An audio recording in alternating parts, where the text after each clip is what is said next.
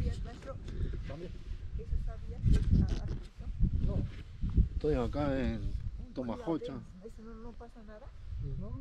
¿Sí? Son algas naturales. ¿Cómo está Puyum? Ese se llama chuima. Chuima. Ajá. Se come. No se come, hijo. Man. Capaz ¿No? no, mamá, no hay que pensar esas cosas.